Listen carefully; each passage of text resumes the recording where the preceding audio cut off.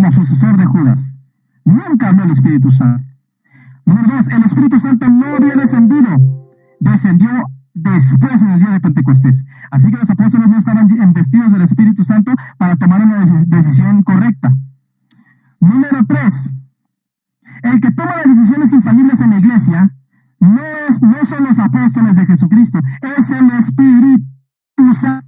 No, esos 120 entran hasta cuando, pues, dice que en aquellos días, el versículo 15, Pedro se levantó en medio de los hermanos, pero eso ya fue después de que todo había pasado, todo lo anterior, y ya después que Pedro dice, en aquellos días Pedro se levantó en medio de los hermanos, así como que fue una reunión de toda la iglesia, ¿no? De todos los que habían creído.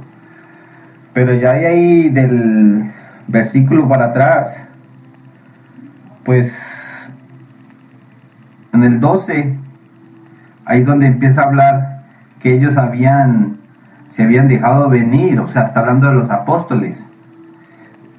Entonces volvieron a Jerusalén, desde el monte que se llama del Olivar, el cual está cerca de Jerusalén, camino de un día de reposo. ¿Cómo está eso que le van a adjudicar a los 120 todas estas manifestaciones que se hicieron con los apóstoles? Porque ellos fueron testigos, ellos vieron al Señor, ellos son testigos porque reciben de Cristo la revelación, ¿verdad? Pero por eso les dije, los haré testigos en Samaria, en Judea y hasta el último de la tierra. Dice, estando juntos, que no se fueran de Jerusalén, sino que esperasen la promesa. Fue exactamente lo que pasó. Aquí nomás leen y no cuentan el lugar, el tiempo transcurrido, si de un versículo a otro sigue el contexto o empieza una nueva subject. Anyways, así está la cosa, hermano. ¿Cómo ve usted? ¿Cómo no, mi hermano César? Con mucho gusto. Para esto simplemente vamos a tener que leer 4 textos de manera rápida.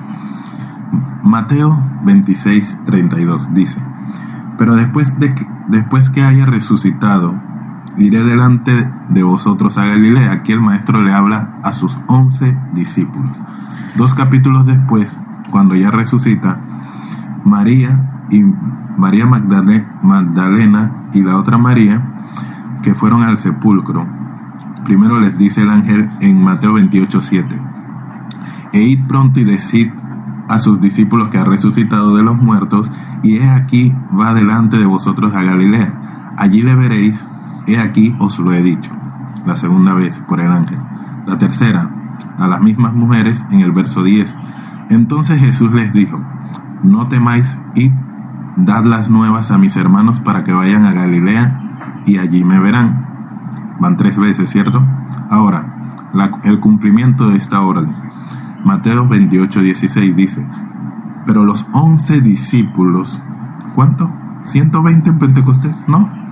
11 discípulos se fueron a Galilea, al monte donde Jesús les había ordenado. ¿A cuántos Jesús le ordenó que fueran a ese lugar? ¿A 120? ¿Verdad que no?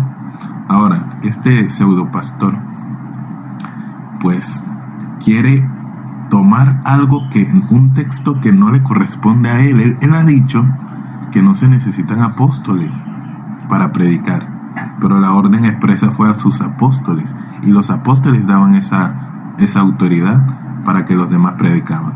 Los 7 diáconos, y con el apóstol Pablo de la misma manera, Tito 1:5: por esta causa te dejé en Creta para que corrigieses lo deficiente y establecieses ancianos, así como yo te ordené. Entonces, ¿quién da la orden? El Espíritu Santo directamente del cielo a los 120 que estaban reunidos en el día de Pentecostés. A ellos le cayó el Espíritu, en ellos se derramó el Espíritu Santo, pero no predicaban. ¿Qué iban a predicar si la doctrina es apostólica? De manera lo más breve y entendible posible. Primero, este hereje dice un argumento falaz. Bien, primero dice: yo no creo que se necesita un apóstol para predicar el evangelio, y seguidamente dice, para predicar el evangelio lo que te legitimiza es, el que legitimiza a cualquier persona es haber oído el evangelio, haberlo creído, recibir el Espíritu Santo para predicarlo, dice él. Lo que pasa aquí es que ese argumento lo tiene casi todo el mundo. Y si comparas la doctrina, unos son trinitarios, otros adoran imágenes, otros van a heredar la tierra, otros se bautizan por los muertos, otros van a heredar planeta, etc. Entonces, ¿realmente ese es el orden bíblicamente establecido por Cristo en que se debe predicar el evangelio? Como que vamos a analizar un poquito ese tema porque algo como que no cuadra. Primero, él dice que no es necesario un apóstol, pero se supone que la palabra apóstol significa enviado. Y según el apóstol Pablo, un verdadero hombre de Dios, dice él en Romanos 10:15, ¿cómo predicarán si no fueren enviados? Ahora, si él dice que no se necesitan apóstol, pues porque él predica. Si él no es apóstol, él no es enviado. Ahora, hay dos clases de enviados. Uno, los que son apóstoles, y otros, los que son enviados de los apóstoles. Ahora, algo muy importante de saber es esto. El apóstol Pablo, Cristo lo hizo propietario del evangelio. Eso lo podemos ver en Romanos 16:25, donde dice, y al que puede confirmaros según mi evangelio. Y no, Cristo no le dio una Biblia, no. El evangelio, dice el apóstol Pablo, no me avergüenzo del evangelio porque es poder de Dios a todo aquel que cree. No es un libro físico. Ahora, Cristo hizo al apóstol Pablo dueño en ese tiempo, propietario del evangelio. ¿Pero qué no era Cristo el dueño del evangelio? Sí, pero Cristo ya no estaba. Entonces dejó a alguien encargado de ese ministerio de la reconciliación. El evangelio es el ministerio de la reconciliación. Mientras haya un ministro que tenga ese ministerio de la reconciliación, va a haber salvación. Pero si no hay apóstol, no hay ministerio de la reconciliación. Y si no hay reconciliación, no hay salvación. Ahora, por otro lado, los que autorizan a un ministro para fungir como pastor, como diácono, etcétera, son los apóstoles. Esto lo vemos en Hechos 6, como los apóstoles ungen a los 7 diáconos, los autorizan. Por otro lado, el apóstol Pablo, si leemos en Tito 1:5, un texto muy claro que dice, por esta causa te dejé en Creta. ¿Para qué? Para que corrigieses lo deficiente. ¿Y qué más? Y establecieses ancianos en cada ciudad, así como yo te ordené. Entonces, ¿quiénes son los que ordenan? Son los apóstoles. Pero este señor quiere salirse de la tangente, diciendo, si lo decimos de una manera clara, él está fuera de lo establecido por Cristo. Porque un apóstol es quien pone el fundamento. Entonces, si él no necesita un apóstol, está claramente diciendo que él está edificando donde no hay fundamento. Los dos apóstoles pusieron el fundamento, cada uno en su jurisdicción.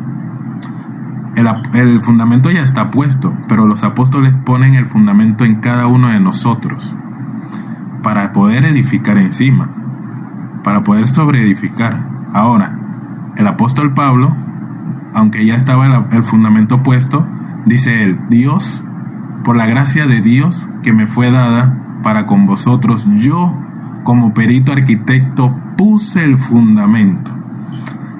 Recordando Efesios 2:20, edificado sobre el fundamento de los apóstoles y profetas, siendo la principal piedra del ángulo Jesucristo mismo. Entonces los apóstoles son los que ponen el fundamento. Si no hay apóstol, ¿quién pone el fundamento allá? ¿En qué él está fundamentado? ¿En el apóstol Pablo? No, porque en las características de iglesia, en este contexto, vemos 3 características fundamentales. La primera es que el origen de la iglesia de Dios es divino.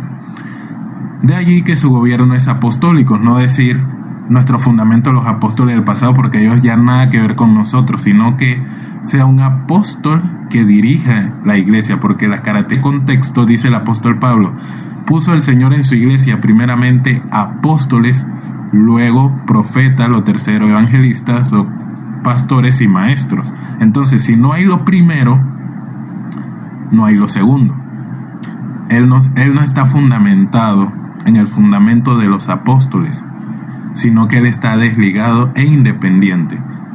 Ahora, él me recuerda a unas personas que predicaban sin autorización de los apóstoles. Esto lo podemos ver en Hechos 15:24.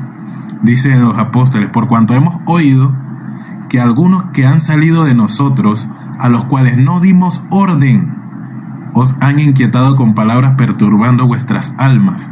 Entonces, ¿se necesita la autoridad de un apóstol para predicar? Claro que sí, porque dice el apóstol Pablo, reitero, ¿cómo predicarán si no fueren enviados? Ahora, por último, quisiera también citar un pasaje en 2 de Timoteo, para que quede claro que antes de predicar se necesita ser instruido por un apóstol vivo. Dice en 2 de Timoteo 3:10, pero tú has seguido mi doctrina, mi conducta, mi propósito. Y en el verso 14 dice algo muy claro: pero persiste tú en lo que has aprendido y te persuadiste sabiendo de quién has aprendido. No fue por leer la Biblia que yo conocí, no.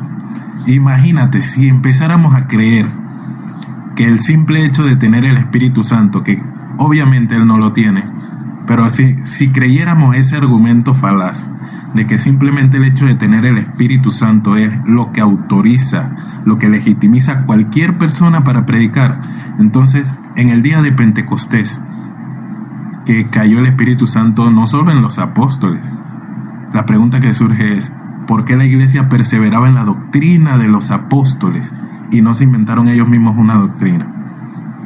¿Será porque el Espíritu Santo no les revela a ellos la doctrina?